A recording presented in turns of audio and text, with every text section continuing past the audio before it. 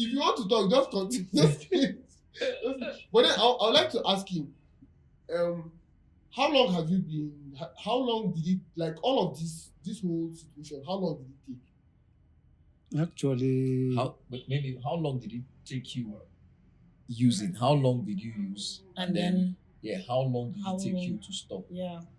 okay, definitely this kind of struggle in this kind of journey, I reached at least about 25 years. What? I struggle in that. This is Art Classes.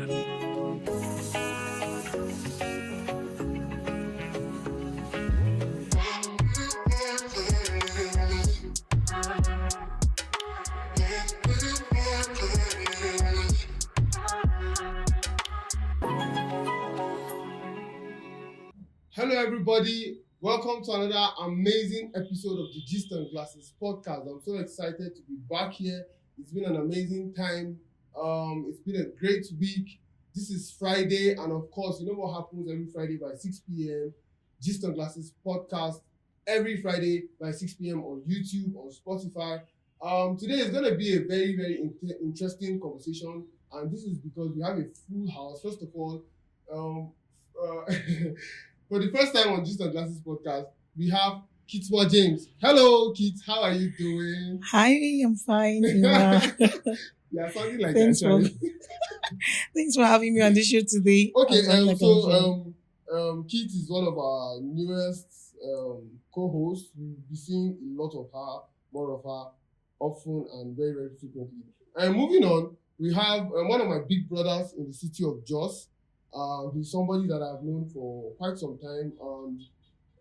He's such a supportive system. We've done a lot together. We've done a couple of works together and a lot of things together. And I'm sure we're going to still do more. Please make welcome. I don't know whether should I call you pastor? Yes, man. I don't know. Or doctor? What should I call you? So I'm wearing different caps, but I don't think I'll be speaking as pastor today. So today he's Pastor Dr. Henry Ojenya. Please give a round of applause for him. Yeah. And of course, we have somebody who's with Dr. Henry Ojenya. Please, I would like you to introduce yourself, tell us your name and what you do, and you can just pick up from there. Okay. Yeah. Good evening, all. Yeah, thank you. My name is Radakson Haruna from Gombe State. Okay. I'm Tangale by tribe. Okay. Yeah, and I want to share a brief of my story. Actually, in life, I struggle with tramadol a lot. In life, it's only God that really rescued me, because I found myself in the situations of taking some drugs. After a brief time when I lost my parents, so I started taking tramadol excess. In fact, in a day, first thing, I will start my breakfast with 10 pills at the spot. So after I take that 10 pills at the spot, if I can allow at least 5 minutes or 10 minutes, I will think that 10 pills has already exhausted on my body. I will still pick another 10, and then I will continue. Just as I'm saying, in a day, I used to spend at least like more than 30 to 40 cards in a day. So after then, I started misbehaving. I don't have time. In fact, I come to lose my control. It has led me to the state that I can leave house. I can go outside. Some of my colleagues, my uncles, they started reporting to jungles where I used to go there and get some drugs. They started fighting them, don't give him drugs. And still, I used to find time to go and find way and order and take my pills. And it has taken the stage that I normally go to the main road. Sometimes, after I have already taken my pills, I can sit down on the main road. It's like someone, devil come to steal, to kill, and to destroy. Yeah. I normally go and stay on the main road. I wanted to fight with the car because I'm thinking that I have some strength to fight with the car. I will stay on the main road Some of them, God, when God has a plan for someone, Mm. He has way that He can do. Mm. Some of them, they will come. They can just park and say, oh my God, may the Lord have mercy on you. You understand? And they can just pass. Still, I will go to shops. When we are having rest with some of my guys, I can leave them at the spot. I can run to main road. Imagine, it has come to the state that I just rushed to main line of the main road, and then the bike is coming. I said, yeah, I have the strength. I can push that bike. Wow. And to glory be the God, I stand on the main road and the bike is coming with speed. I now come and jam with the bike. And to God be the glory, I supposed to be injured, and it is the bike fell down, and I have some wound for my hand. And then some of my friends, what is really wrong? And to God be the glory. I stand off, nothing happened to me, but it's the Cassia one rubber bike like this that has been scattered. If you see the bike, you know that this is God.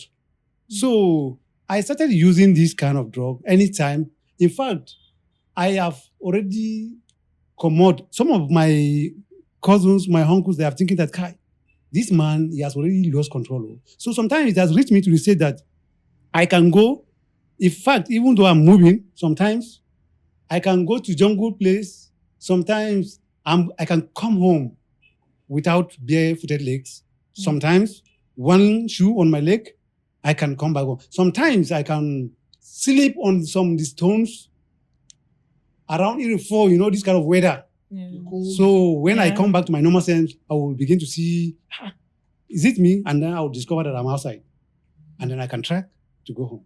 So my grandmother, she always crying. If I'm the one that born your father, all this kind of problem must leave you. That's our prayer. We always fight with some of, it has come to this state that some relatives within the family, we are always fighting with them. So if I come out, all my thinking, when I started taking there was some influence of friends too. So one of my uncles is really disturbing me very well. So, and I wanted to further education. And he too, he wanted me to begin to involve in farm, because I wanted to go to school. And I now discovered that he doesn't want me to further. And actually, this is really paining me. And anytime I saw him, I used to be scared. So some of my guys started talking that, Omo, this thing that you see, if you take this kind of pills, all this kind of fear will come out from your body.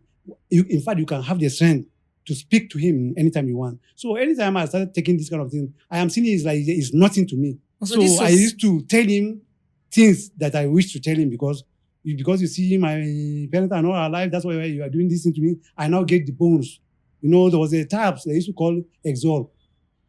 Say, if you take that Exol, all these things, I am taking Exol SS. That time, Exol, if you throw it on ground, it can fly to another place. And about one Exol, about 10 people, 20 can take it. You understand? So, me, I am thinking that they are saying anybody they can take Exol, except you have brain. So, pride. I say, me, I have brain now. I can take the Exol. So, I can take the Exol fully and I can come out from my sense. When you are in C, Exol, diazepam, roach, you gather all these kind of pills at the spot you take, you must lose control. So I definitely come to the state that after I take this kind of, I gather all these kind of drugs, normally I used to come out on my head. Sometimes I'll find myself in the night, I'll wake up, I'll see myself towards hand house. Hands. Yeah. I'll just stand up from hand house. I'll stand up and the hand is climbing my body. And then later I will just realize that, where are you now? And I will begin to shake this hand from my body. I will shake it and then I'll come back. So my grandmother, she was crying. And there were no ants there in the real life. It's a real life. I can just go. Yes, because I will just go to that main house. Yes, I am the one that will go to that hand after house. taking the drugs. Taking the drugs. Because they have, actually, they are trying to destroy my life. So all what I'm doing, I'm thinking that I'm totally out of my sense. I'm in another realm. You understand? Actually. So I can just go to that place. If you leave me, anybody that will tell me the true story is my enemy. If you tell me that, Kai, this thing that you're taking is bad, I will begin to angry with you. Anybody that will tell me that this thing that you're doing is wrong, so you are my enemy. That's how I take you. So that tramadol, when it has reached to the state that if I take my tramadol, I will come back. I wanted to bath. One heat has already gathered you. When you take this kind of thing, there's no appetite on my eating. That taps has already hold my stomach. I don't have appetite for eating. In fact, even that small spoon for me to put in my mouth is another problem. Drugs, so my food is water. So I always, after you take this kind of task, when you drink water, you are still moving it. Another charge is coming out. So it is water that is my food. So it has come to the state that my grandma, when she asked me, I said, I'm not, who tell you that I used to take this in? So it has come to the state that one of my sisters, she's sitting down with my grandma. I came back. I wanted to bath. So I went and carried the buckets. It's a true life story. When you are sharing testimony, you are putting the devil in shame. Yeah. For some people that doesn't have hope to know that something that is impossible to human being is possible to God. Sure. So I went and carried the buckets. I went to fetch water for me to bath. Imagine drugs. I carry the buckets. I come to where I can fetch the water. My grandma, she's sitting down like this. One of my aunties, she's sitting down. I went and carried the container that I'm fetching water from the drum to put it on top of the bucket so that I can go to, village bathroom. You can bath there, you can shit there. Yeah. So I went and carried the bucket. I put it inside the drum. I don't know that I'm packing here.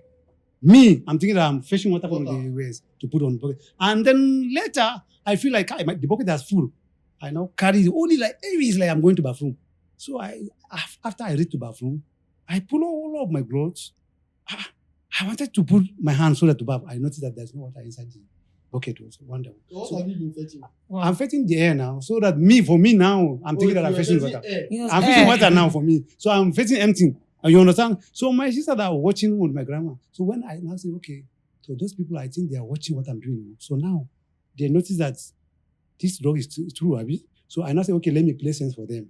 So I now say, okay, there was a small water within that toilet. And now you carry the water. I wash my leg, and then I put some on my face. I wanted to prove to them that I have already bathed. So as I'm coming out, my sister is asking me that in language. Are you through with the bathing?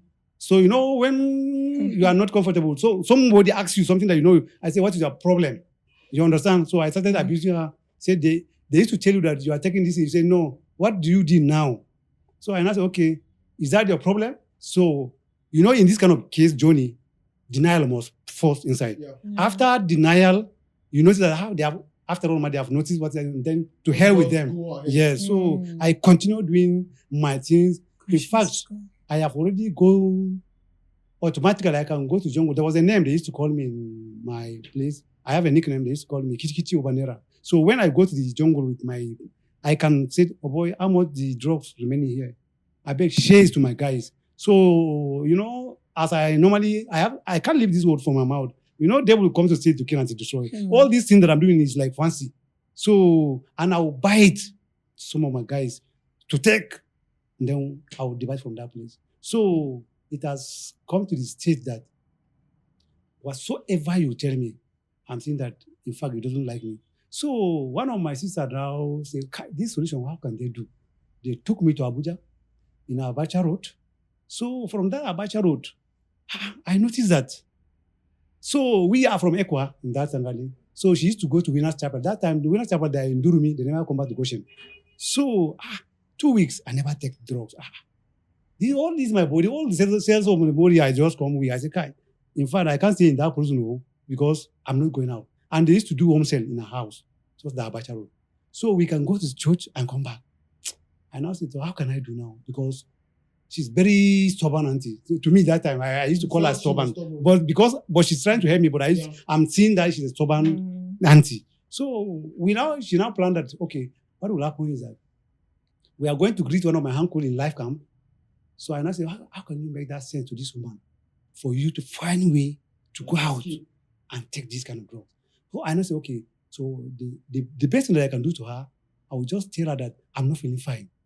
After she has to go out to see my uncle, and then me, I will go out.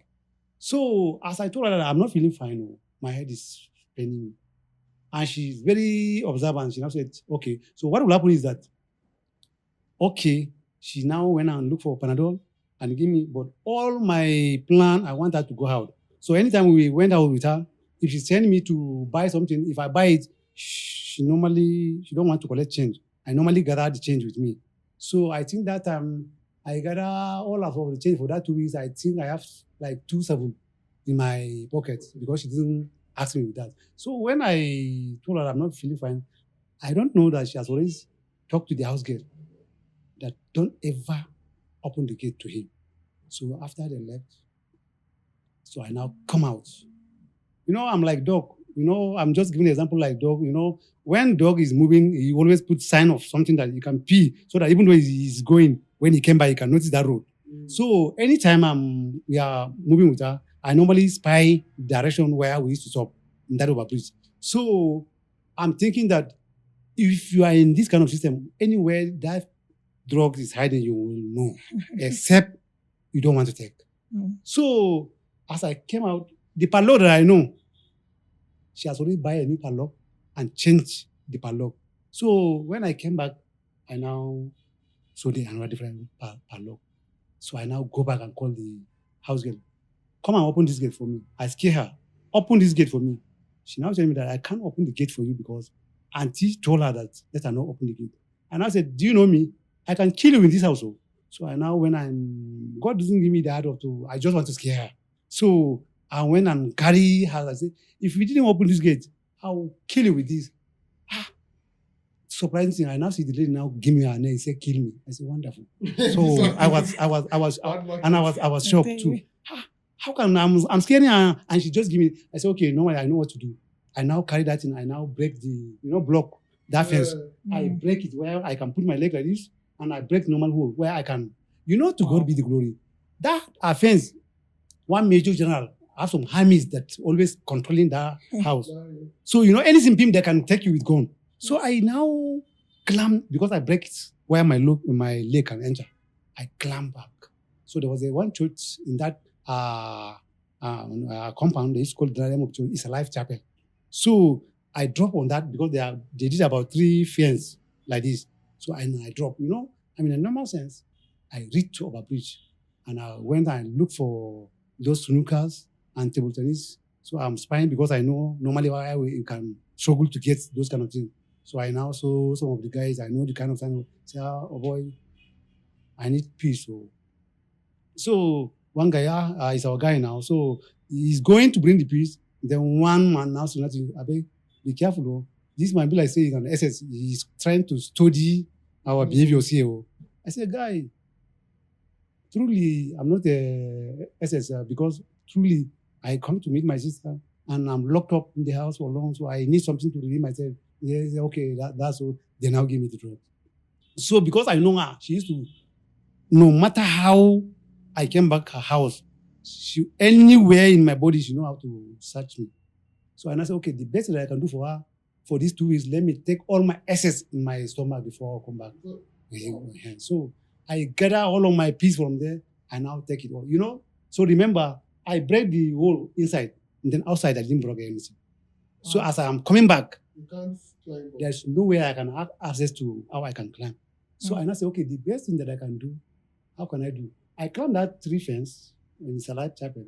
So, and there are about 12 course of the fence, and back where from the fence, I climb. And after I climb, my hand is wound. If you look at this wound, I'm giving you the example of what happened that very day. As I climb the fence, all this, my body here, back, injured. So as I'm climbing, one of my auntie neighbor now noticed what I'm struggling. So on the fence, is God. This eye is supposed to be condemned. You see mark here, right? You see mark here. And you see some marks here. And some of my back. So that back where now tear me like this when I fell down. So she now called on my auntie. So, the house girl doesn't know what exactly happened to me because she's inside. Normally it's about 200 plot on that place. So all what I know that I climbed the fence, but I struggled. And I noticed myself the next day when I never called her when she came, noticed myself, I saw myself in hospital. And I saw myself with some drip. I said, what am I doing here? When I come back to my normal sense, I now pull the things and now see that I'm coming back home. So from then, I said, normally I can't stay in Abuja because I can't stay in bondage. So during Xmas, we are planning to come back for Xmas. She told me to carry my 3 clothes. So I wanted to cut the brief story inside. Let me carry my 3 clothes so that we are coming back. And I said, okay, so I can do that. I said, the only thing that I can do for that woman, I can't stay in that because it's a bondage. Anywhere you are that you don't have freedom is a bondage too. So you understand? I now said, okay, so what I can do to this woman now is that I now went, because she don't want me to carry my bag, so I carry 3 clothes that she says so, I put it on her back. So I now open the boot, where when they used to put the tire, because she's inside, I carry some of my clothes, I put on that down, and then I carry that SP and put it on top. She doesn't know that I do that. So she's thinking that I carry all my 3 clothes. When we come back to Gombe, I say, okay, my leg has already entered this town. I can see someone that can drag me back to Abuja again. So after Xmas, she waited for a week. I disappear. If they hear I'm in this jungle, my guy will signal to me. I will disappear. If they locate that place, I will disappear. So after she tired about 2 weeks, now went back. So I'm still moving up and down. Moving up and down. I lost anybody. If you see me, you really see a mad person.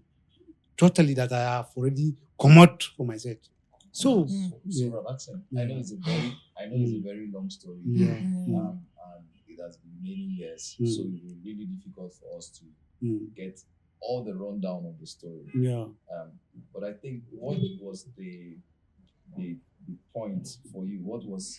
At what point did the change start? When did the change begin? At what point? Okay, when the change is, my sister now say that the only thing that I can do if they leave this man in this village, it will not help. So the best thing, let them brought him to rehab. So, and they didn't tell me that I'm coming to rehab. Okay, you just told me that. Where did they tell you they were going to? I'm in Gombe.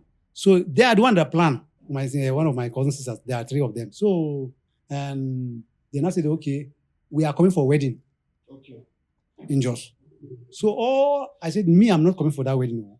So my grandma now says that if you want to kill me, don't come. But if you don't want to kill me, just come. So because I'm good with my grandma, I now enter.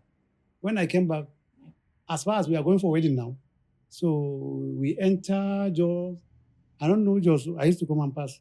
When we enter, I don't know that they are carrying me to the rehab center. So UMCM compound towards that rock heaven here. Yeah. You don't need to call names of the places.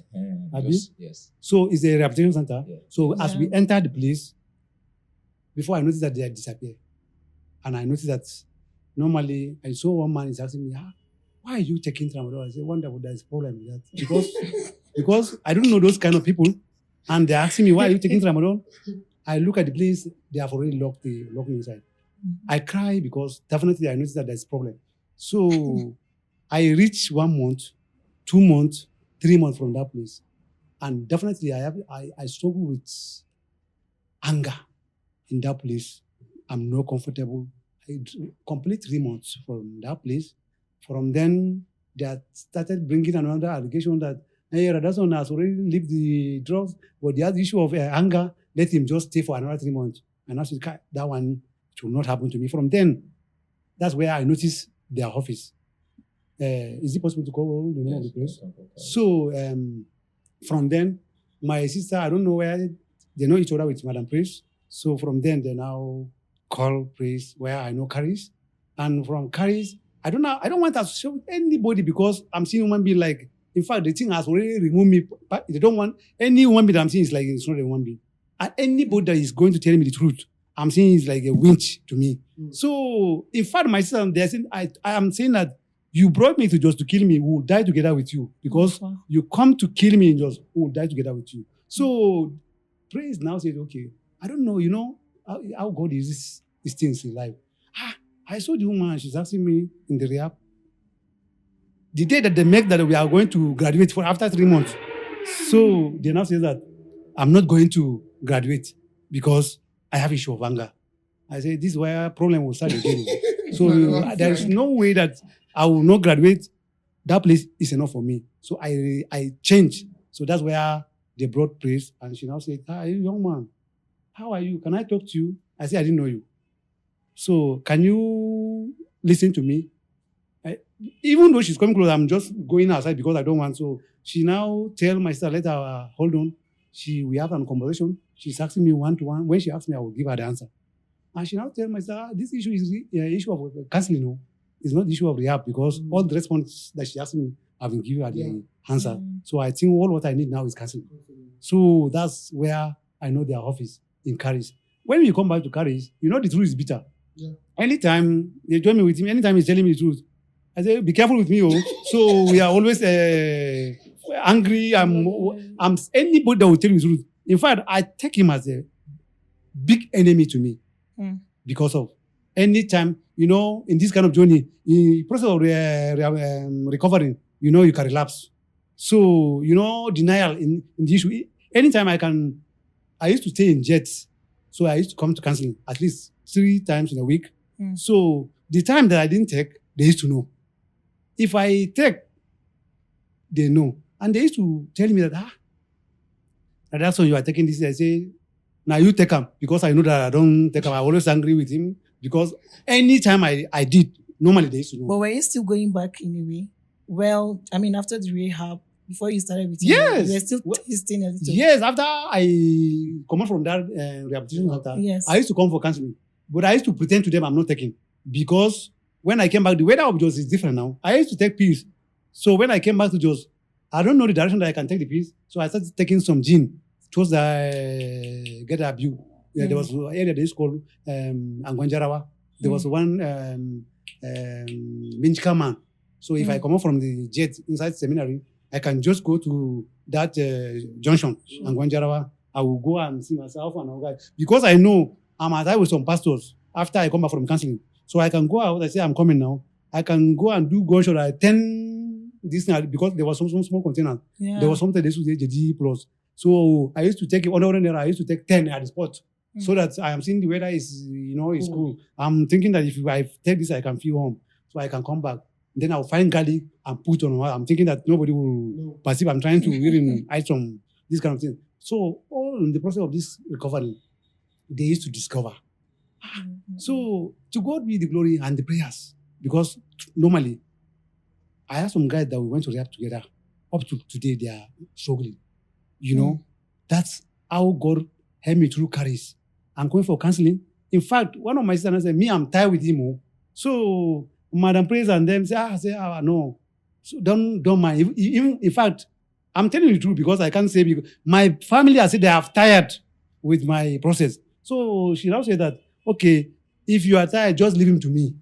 So their office, they are still having time for me. I used to go for counseling. After then, I used to go back. Sometimes I will relapse. Relapse is a part of process. Yeah. So when I relapse, I will come back. So and I noticed that there are psychologists. In fact, it has come to say that I now tell praise, are you a winch? Because anytime I take, they used to know I take. Anytime I didn't take, they used to know that I didn't take. So it is their own part of their work. So my own thinking is different because I'm doing alone. And when I came back, they would still discover. So that's why I call them, are you people the winch people? Because I am thinking the way they're discovering all of my movement. So to God be the glory, moving up and down. Only me. I start thinking, boy, see yourself, see your mate, they have gone far. That thought is coming only me. And this thing, you are struggling, and some of the family, that voice, I'm the one that is hearing that voice only me. Boy, you need to do something. And sometimes, even though I'm sleeping, I will begin to imagine, is it the face of Jesus? Happy? He's crying? And then when I wake up in the room, you see, it's like, but this face is Jesus who is crying. What is happening in the night? It has come to say that I came back to their office and they now give me another room. Towards that in their office, I used to sleep there. Sometimes I used to sneak. So I used to begin to imagine, what is happening? I used to go out. I start holding myself anytime. And I have a way of getting money. I will say that, this is happening with me. After I get that money, I will go back and go Miengo. When I go out from that place, I used to struggle and go and take. When I'm coming back, I lost some of my phones from that place. So I now discover that Only me. I started thinking something different. There was a one guy that used to carry me from that GRA to that area. Sometime after an hour, can we go? I said, oh, mommy, I'm not going over today. So I started withdrawing this kind of thing, JJ. So it has come to say, please, and I said, okay, can you go back and further education? Because that time I went to Federal University of Futiola because in O level I read building. So I want to be an architect. So from there, from the Futiola, I now in the night it's like needle that pinch me. I disappear from that place before I came back. So she wanted to ask me that, can you go back and further education? And I said, Kai, I don't want to go back to that school again. But I feel like I want to know God deeply so that I can reach out to my fellow brothers that are in this kind of situations. That's what I want. She said, wow, that's good. Can you go to JET? I said, no.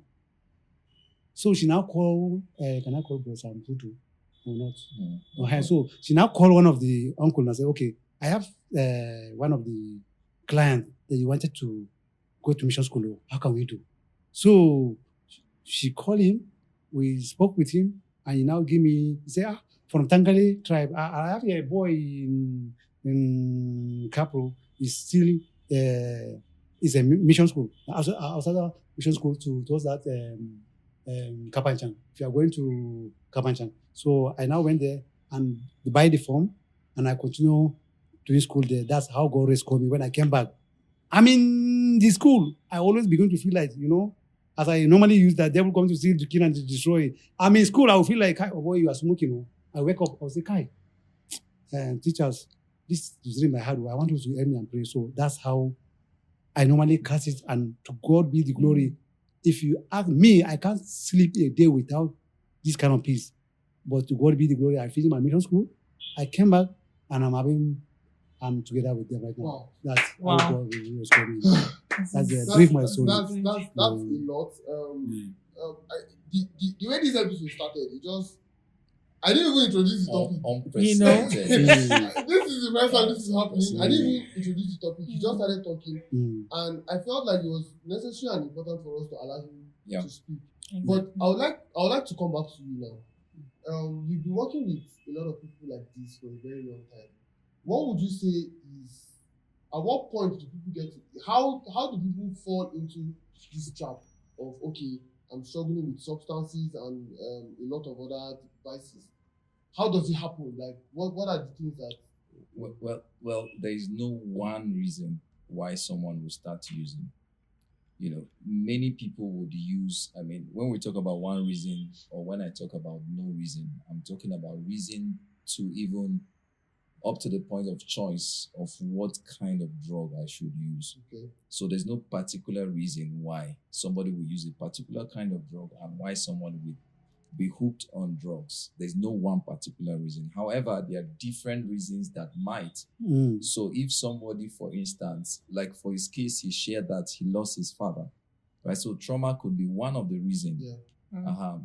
Childhood upbringing could be another. So parental neglect is what we mean by childhood upbringing. So maybe there's a father, but if the parents are not involved in the life of the child, right? So parental neglect. So the person might not start using as a child, but when they start growing up, there's a void, there's a gap. There's a gap. And because as a child, there's a love, there's a care that is supposed to be covered for. And when it's not covered, that person grows up and gets to a point of what we call this fixation. So there's fixation in that growth stage for that child. So because of that fixation, the person will start. For instance, I'll just give an example. Somebody who is supposed to have sucked breasts for a particular point in life, children, they say we should give them, breastfeed them at least for 6 months, right? Before, so some people are supposed to breastfeed for long. And then when they don't get that breast milk for that particular time, it's possible that they will begin to suck their tongue, and they grow up as adults who are sucking their tongues, right? Because there's fixation. So it's the same thing. If as a child, my parents are supposed to give me attention, they don't. They are never around. They are very busy. They're either chasing money, or they are divorced, or they are separated. That's a problem. Another issue could be poor attachment to schools. So somebody's supposed to be attached to school. As a child, you're supposed to grow up in school. In school, as a child, somebody would say, I know most parents will complain, why am I sending my child to school just to play? For how much? My child is playing, using my money to play. Why am I paying 300,000 for play? The truth is that that child is not exposed to play alone. So there are not a lot of skills that the child begin to learn. Patience, sit down and stay in one place. All those things have been learned in school, right? Decision making, friendship, how to become a friend with someone in school. So all those things are learned in school. It is not written on the wall. It's not ABC. Sometimes we have to wait till our children are grown up until they can say ABC. And if your child gets to a school and they don't say ABC, or they don't start to read early enough, you pull them out and say, no, they are not learning, I'm wasting my money. So poor attachment to school. So you see, majority of all the things I have said, and the list are inexhaustive, majority of the things I've said are majorly in childhood than adulthood. So if you want to correct the issue of drug, you have to begin to address it from childhood. So good parenting makes that person not to use. Good education makes that person not to use. Good community connections make that person not to use. So we have a lot of community, church is a community, the mosque is a community. We have different communities where people are born into. The school is also a community.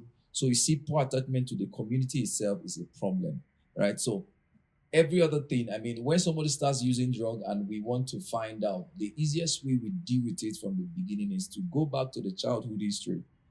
How was your childhood? Where did you grow? Who were your parents? How did they give attention to you? Poor parenting, of course, I would not overemphasize that, but to say that when someone is born into a parenting style, also a particular kind of parenting style, that person might end up using drugs. There are certain parenting styles that are not nurturing, they are not caring, they are not loving, they are more discipline oriented. Figure it out yourself as a child. A child is asking too many questions and you're wondering why you're asking, and you're shutting that child up. You want them to figure it out. No. They are born children. Neuroscience will tell you that the mind of a child is working fast just to understand the new environment they've entered into. So I got born, boom, I enter into the world. I'm seeing light. I'm seeing people sitting. Why are people sitting down? Why is there water on the table? Why is there light? Why is there microphone? So I'm asking all those questions and you're shutting me. I don't know. I've not seen microphone before in my life. So answer my question, right?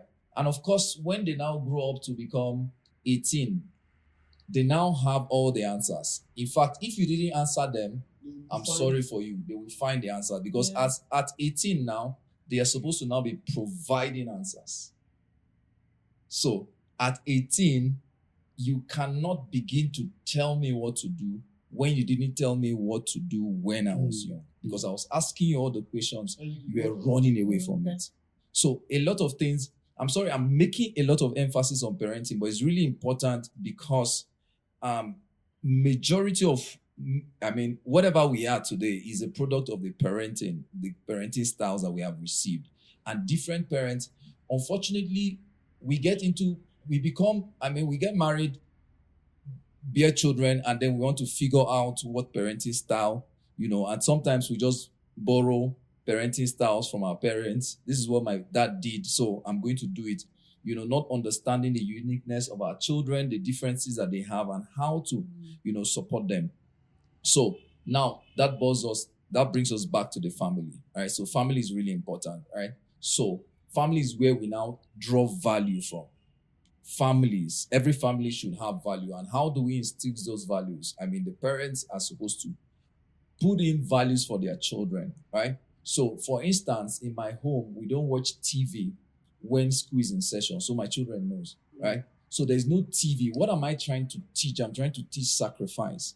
So when this child grows up and they realize, what do I sacrifice for my future? Should I sacrifice a drug for my future? Because they will get to a point where all of us, we got to a point where we're exposed to drugs. We had opportunity to, right? We had opportunity to, if not drugs but pills, we had opportunity maybe to take alcohol or cigarette or something or other vices.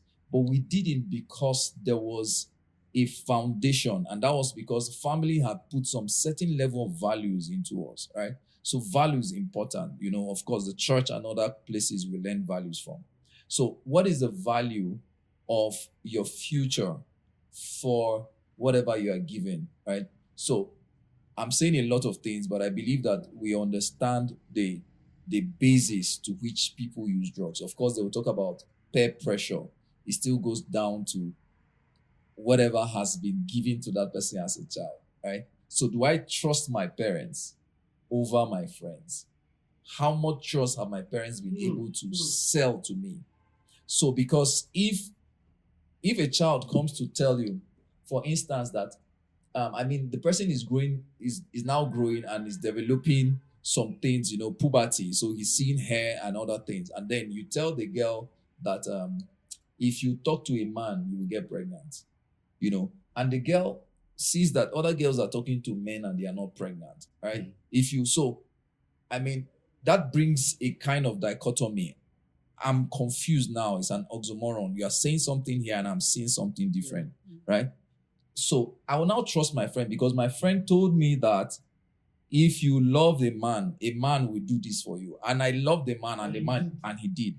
So whatever my friend says now becomes an authority, becomes the truth, because my parents are now not telling me the truth, right? So we also as parents have to understand that peer pressure, sometimes we give the leeway to children to get exposed to peer pressure because peer pressure would always exist. But what is the counter culture that we are selling? So there have to be something we call counter culture. You have to sell a counter culture. Wherever you find yourself as a Nigerian, somebody says that they went to the Nigerian embassy in the US and ogbono soup was smelling the Nigerian embassy. Why? Because we carried our culture there. So our children will be sent to the world, but whatever culture we sell to them is what they would carry over.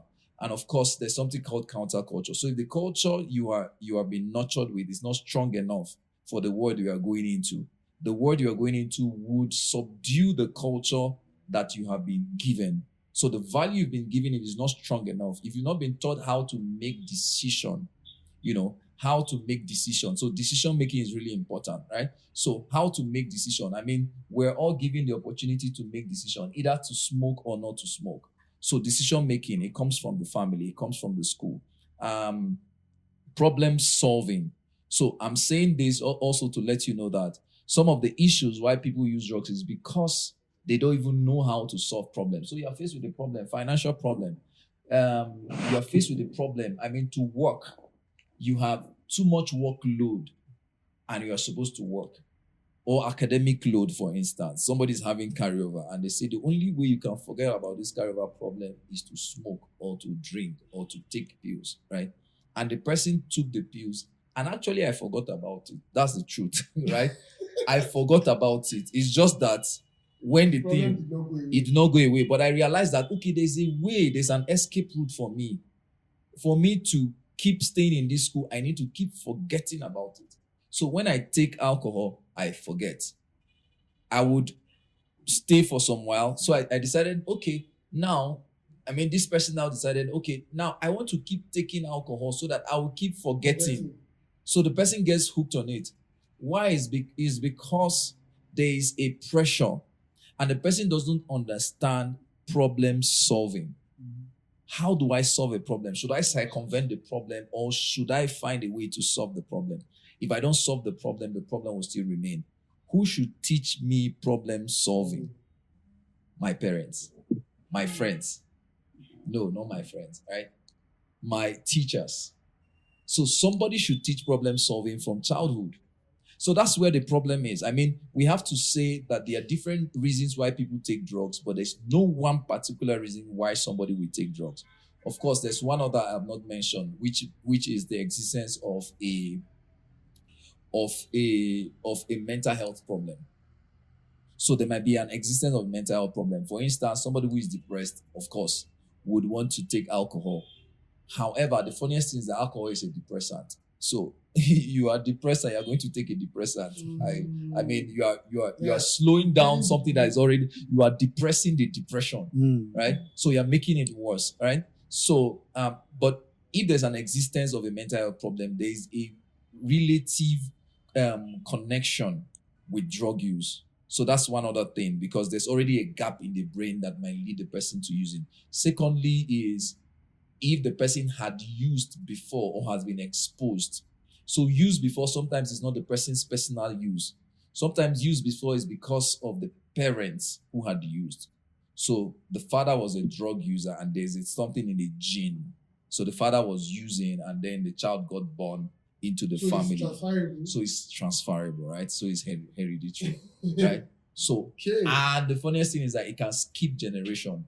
So my grandfather was using, or my great grandfather was, and I did not know, right? Then I now got exposed to it, right? So it's in the gene, but they are what we call environmental modifiers.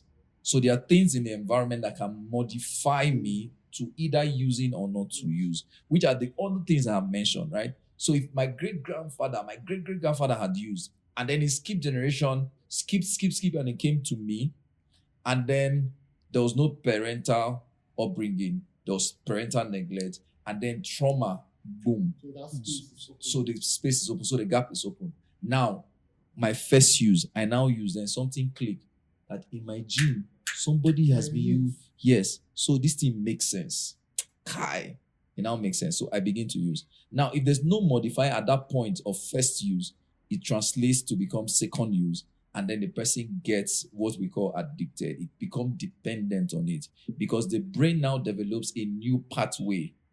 It's just like when you are traveling. I think I've shared this analogy before. Talk about that. Yes. It's just like it's just like when you are traveling to your village, right? And you get to your village house and you realize that nobody has lived in your village house before.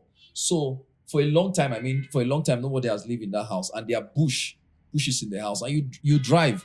I mean, it's very difficult for you to drive to park. I know everybody would find it difficult. You would, I mean, even if it's rainy season, it makes it worse. You struggle. You go to park because they told you that you must park in front of your father's house. So you parked. The next day, you went out to the village market. You went to buy stuff. You went back, and you were going in and out. The moment you after, let's say after 3-4 days, you realize that there's a path for you. Whether you like it or not, I mean, it's reflex. You would put the tire on those paths. You would not want to look for any path, right? You put the tire on that path. And even if you use that path for a very long time, you realize that even if you travel and you come back, you will still find the trace of that path, right? So the brain is like that. When somebody uses drugs, it creates a neural pathway, creates a road in the brain. There's a pathway, the brain just opens for that path. So now, the reason why the person used the drug, for instance, was because the person, faced humiliation. For instance, very simple thing. I faced humiliation. The person went to use. The person got confident. So anytime the person is humiliated, there's a pathway in the brain that tells the person to deal with humiliation, take drugs. So that pathway, that's the road now. There's a road in the brain. So the person keeps driving on that road. And the only way you can address that is to go back to the beginning of the road and begin to cover that path. And it will take a long time because, like we said, relapse, like he shared, right? He keeps relapsing because there's a pathway already. So relapse will take you to the point where when you are faced with humiliation again, you want to go back to using. However, it might not be the same way. You might struggle the first time. And if you stop that person when the person relapses, the person will not go back to use again. I mean, you have to now put in all what I call environmental modifiers. So they have to be things you have to put in to modify. For instance, right? So for instance, you bring a person into a community. It's not all about saying, what are you getting from the drugs? I'm getting something from this drug. I'm forgetting. I'm bold. I'm courageous. People are not laughing at me anymore. Or maybe people are laughing at me, but I'm not seeing it. I'm not feeling it. Right? So there's something the person is getting from the drug. So that's the major mistakes most people make. Most people think that there's nothing this person is getting from the drug. Actually, there's something the person is getting from the drug. When the person takes it, they feel high, they feel on top of the world, they feel happy, they feel elated. The depression goes. They feel, the trouble has gone. I'm now on a very good pedestal. So you might be struggling, you might be fighting the person thinking that the person does not gain anything, and that's why you're fighting. So your motive might be wrong and might make it difficult for you to help. But if you realize this person is getting something, but I think that the thing this person is getting is force, then what do I do to support that person? So now I begin to help the person. How now, very important to note that people don't change until they find reasons best known to them. Right? I feel like I'm in church. I'll just ask you to write this down. Right? People don't change until they find reasons best known to them. Right? So you will keep forcing people to change, but they will not change. You will do all you can. You will lock them in a room. You think that locking them in a room, I know people, a lot of people will just call me immediately. This person is taking drug and I think the person should go to rehab. I said, there's no magic. People are going, a lot of people are going. I know a lot They of us become will testify. worse. They become worse. Yeah, And you feel that most maybe cases. they gave them the drug in the rehab. No. I mean, they met other people whose stories, they felt that, my story is even better than this person's. yeah. I mean, you will hear Radakson's story, you might feel that, his story is the Oh. worst. So, my own still better, I beg. My people, they are just going and say, let me just calm down for the next 3 months. For the next 1 month, I will go back and. So, sometimes it's not that they're exposed to drugs. Sometimes, or though, sometimes too. And then sometimes too, they learn other coping mechanisms because as they're sharing, this is how I escape. Rather than say he put hole on the wall. So somebody has learned, there's another way to escape. So the person learns more strategies and gets back because the person is not ready to change yet. So you have to bring the person first to the point of change. So you have to speak to the person the language you understand, to their reasoning. You have to speak to their reasoning. You have to also, like I always say, you have to address their values. You have to address, yes, you have to address their values because what drives the person to using is some of the times is the value that the person has. So No what do I value? self-esteem. Yes, this low self-esteem, right? So there are a lot of other issues. I like playing the game of chess because it helps me to know value. What do I value? When you are playing the game of chess, you would always value your queen and your king over the pawn. You will always value that over the pawn. In fact, you value your bishop, you value your rook, you value your knight over the pawn, right? You can sell the pawn for your rook. So what do you value? So you have to come to that point where you bring the people face to face with their values, right? So you ask them, for him, he wants to go to school. He wants to get back to life. He wants to go back to reach out to those who are in the jungle, in the drug dens. He wants to reach them, right? So it's his value. So we hinge on that value, we draw the value, and we begin to work on that value, right? So everybody who uses drugs actually has a value. The truth is that sometimes, we are struggling we are trying to impose a value on them, right? And that is one way. Secondly, what value do I have when I begin to use drugs will determine if the person will continue to use. So we need to instill values in our children early enough so that they can have value. That's why I talk about counterculture, so that when they go into a system, the value of that system will not overwhelm them, right? So if, for instance, someone's value is integrity, someone's value is sacrifice, someone's value is sacrifice, for instance, right? So I have to stay awake, I have to study, someone's value is sometimes there might be very wrong values that families will put. Competition can be a value in a family. Somebody can draw that value in a family competition, right? And parents can put that in you. You didn't see your younger brother, is he not doing well? You are not. So now the person is competitive. He now gets into the system, and then he starts using drugs because he wants to. Somebody told him that if you use tramadol, you have more energy to work harder. So he starts using tramadol because he wants to work harder. So we're giving that person a new value, and it's a negative value. Competition is good, is good, but in a wrong way, it can actually affect someone, right? So our values will now determine how far we can overcome the drug problem. So we need to begin to reorient the values, right? So we do what we call behavioral modification. You have to remodify whatever the person has learned over time.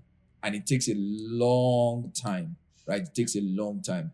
I think that I have spoken for a very long time.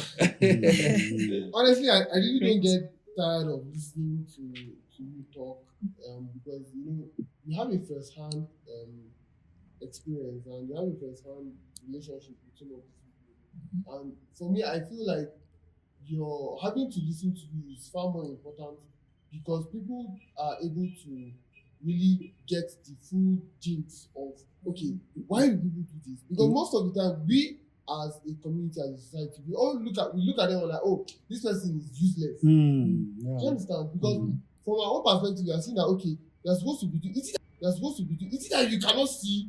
Is it that you cannot see? That look at your mail, look, okay, so but then most of the time we really don't understand that these people are in a totally different place. Yeah. They're in the world of their own. And Exactly. what you are saying is not Very making any sense.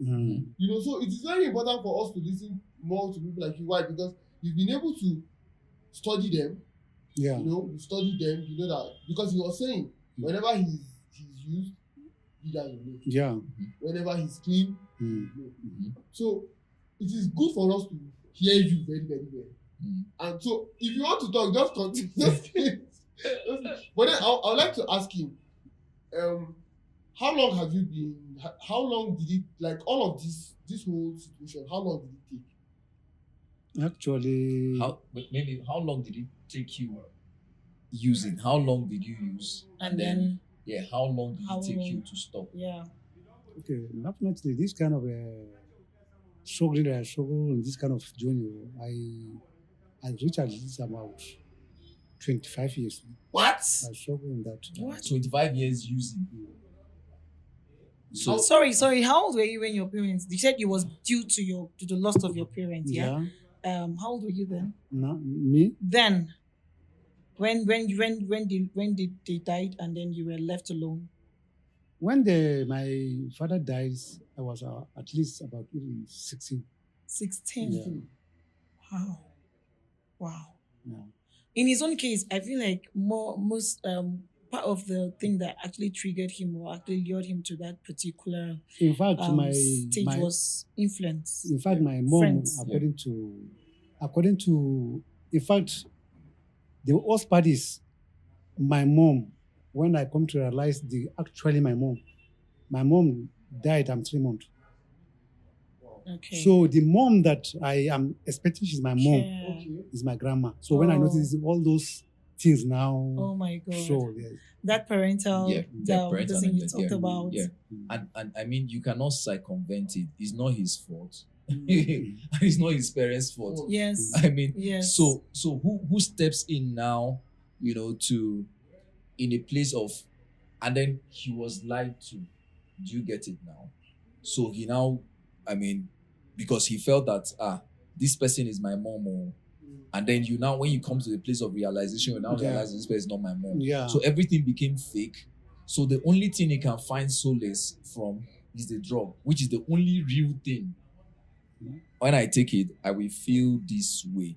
It's really real to me. Right? Every other thing that people have been saying, it's a lie. But this particular one, this is the only short thing. If I take this drug, there's a way I will feel. And I'm sure if I take it, I'll feel that and I'll feel that way. So he begins to find comfort in what is truth. Right? So you see, I'll keep talking about values because you keep finding comfort in what is truth. And he goes back to what is truth and he stays with it. So the drug is my truth for me now. At the point, It was the best thing he knew as at that time. Yeah, it was the best thing. Perspective. Yes. Yeah. So a lot of people have to. So at the point where he started using, if they had noticed early enough, prevention is the best science over treatment. Science will always say that. In our common language, we say prevention is better than cure, right? Yeah. So prevention is the best treatment is the best science over treatment, the best thing to do over treatment. True. So when you notice early, that is post prevention. When you notice that the person has started using, that's post prevention, right? Prevention is starting early. Yeah. So most times we say, how do we curb the drug problem in our community? Prevention. Start early. Start from primary school. When people gather young children and they talk about drug, we've not started preventing drug. When you call young children and you put a video and say, or you call people that are using drug, let them come and talk to children and come and tell them, or you carry the drug and show them picture that this one will kill you, this one, you are not preventing it. Why? Because when you want to prevent something, you will stop what fuels the thing. Yeah. What is the cause of that thing? You are not stopping the person from getting Getting to the access. thing. Yes. You are cutting the cause of that thing. So how do we do it? Like I always, like I've shared all the reasons, all the factors that might lead somebody to using. Yeah. So if I want to prevent somebody from using drugs, I would go to schools. I'll go to make education available. If I'm the government, I will make education available, because I know that when people are attached to schools, they would not use drugs. People who, I mean, a lot of people who don't use drugs were people who were exposed to great values in schools. I know that in schools, of course, there might be some people can find drugs to use in school, right? Yeah. But of course, the values that they get in schools would reduce their opportunity to using. So I will make education available. People who use drugs, majority of them come from poor areas. You notice, right? So how do I address drug use? How do I prevent it? I address poverty. If I want to address drug problem, I address poverty. I make education available. I make parenting available, right? So I address the issues that make people divorce, so that the children are not left to the street to figure out what is good and what is not good, right? So I'll address divorce issues, right? I will address issues of parenting. So I'll call parents together, have a program for them, speak to them about drugs, why the children should not use drugs. I mean, we do that for sex education, right? We want to prevent people being exposed to molestation and to sexual assault and all. So we do sex education. We bring sex education to the children. So why don't we bring drug education to children? Why are we running away from it? Why are we not talking about it? Why are we not telling them that this drug affects you this way? This one affects you that way. So why don't we start telling them early enough? Until they now figure it out. So at the time they're asking you a question, is it not the best time for you to tell them what is right? Until they become adults, 18, and they now want to tell you the things, then you now want to call them. We now want to say, let's do something for youths. Let's stop the youths from using. No, they've already figured it out. At that point, what you are doing is post-prevention. You are not preventing. Talking about prevention, I don't know if your office now, is there any meeting point where, let's say, the organization has the collaborative measures with, let's say, the NDLEA and all of those organizations that are supposed to curb the importation and spread of some of these substances? Is there anywhere you guys meet? So what you are asking is for drug demand and drug supply, Okay. right? So NDA is supposed to address drug supply. NDLEA. Yes. They're supposed to address drug supply, right? So their job is to counter drug supply, the sales of drugs, the importation of drugs. That's their job, right? So they go to the border, they have Interpol, and they go to the border to ensure that drugs don't come in, right? So we are into drug demand, drug treatment. We're addressing drug demand, because when we stop people from demanding, they will not be supplied. Yeah.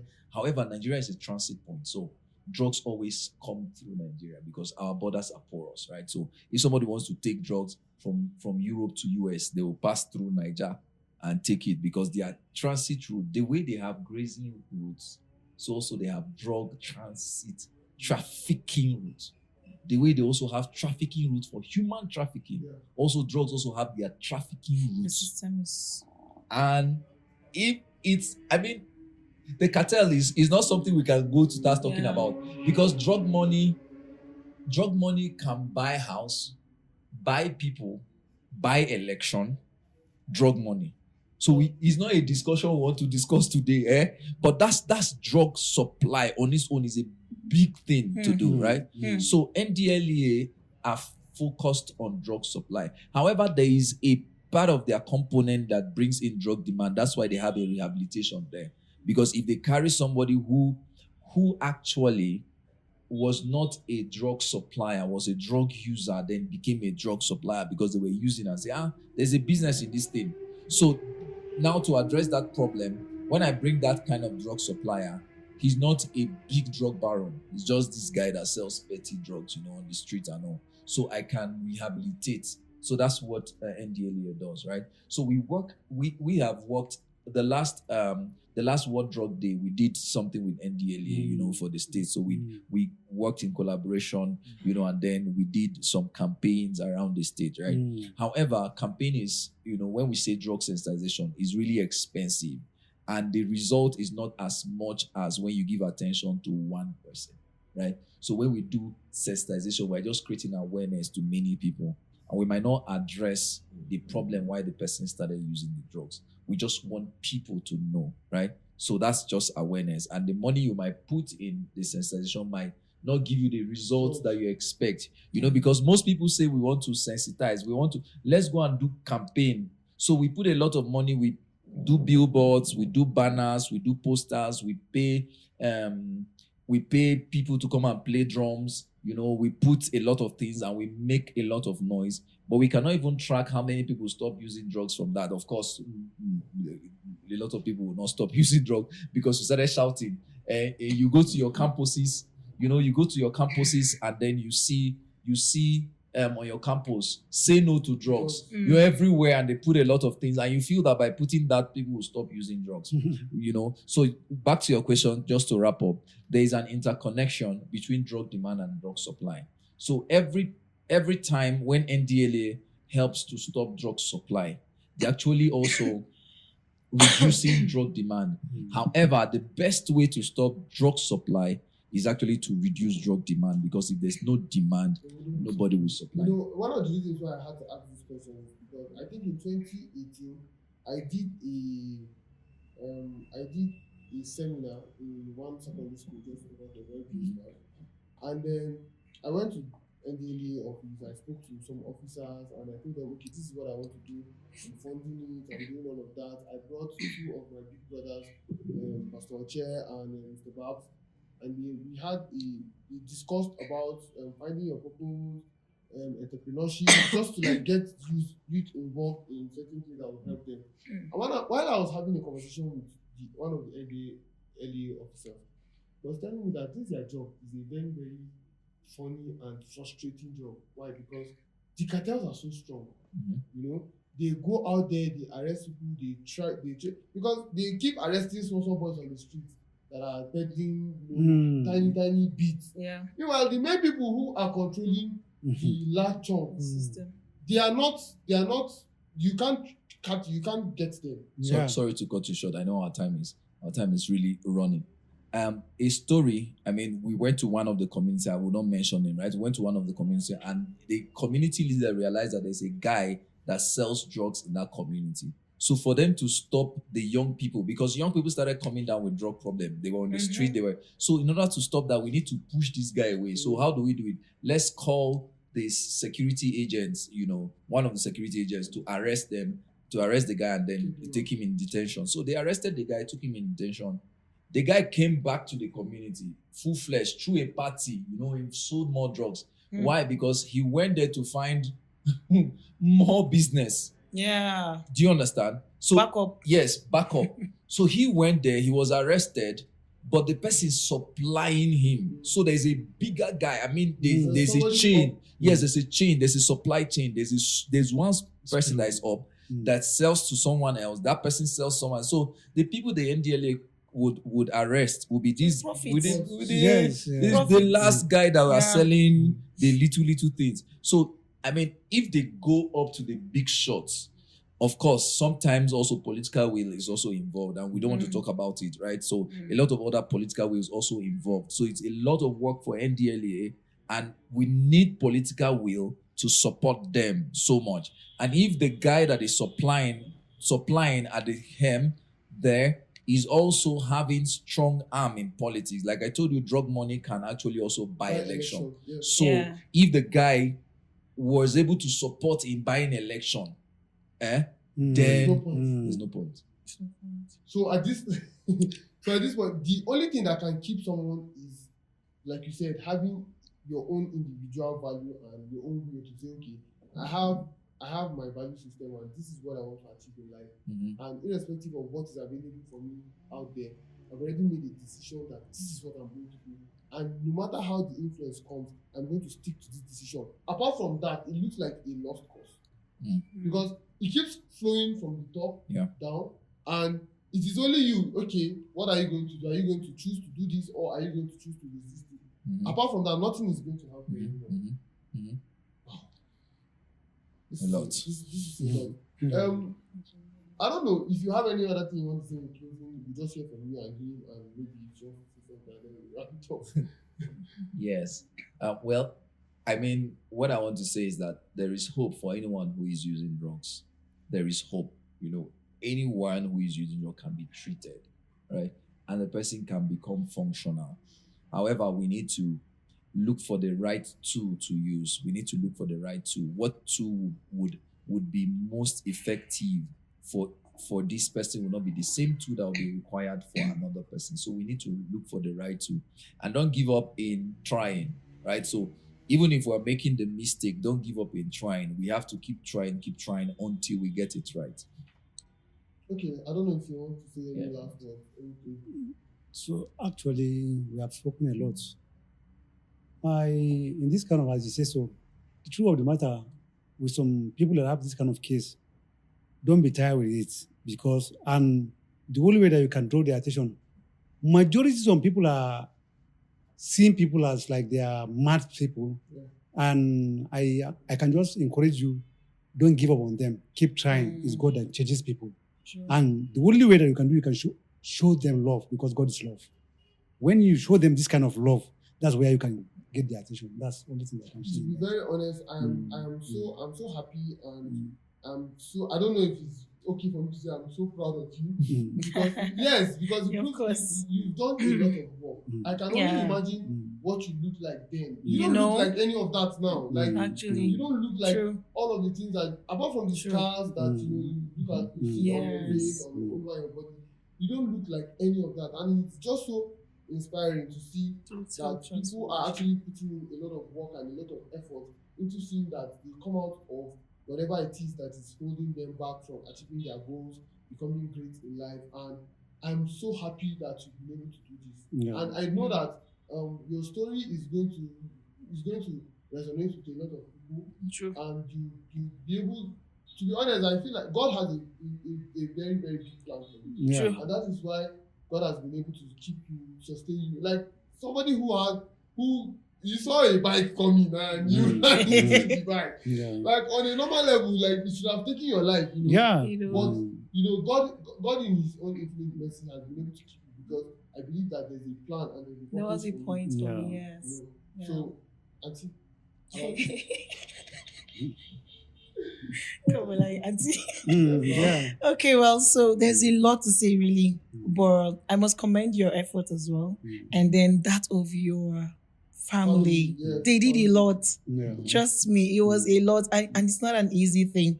My immediate older brother as well was, part of, was at some point, a drug user and so addicted.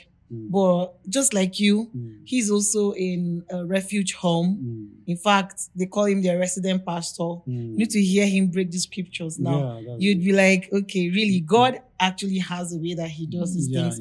And the fact that you were, able to withstand, it was that bike thing that, I was trying to picture it. You know how you're gisting somebody about a movie or probably you're reading a novel, you're having pictures in your head. I was picturing him.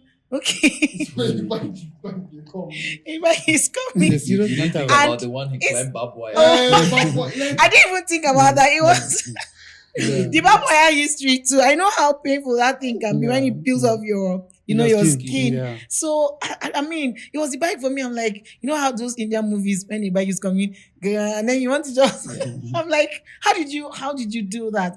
But that wasn't you anyway. That was just a sovereign, that was just God doing His own thing. I know that because of course there's going to be a day like this one, it wouldn't have happened, in the past, but this is for such a time as this. So there's a lot to say, really.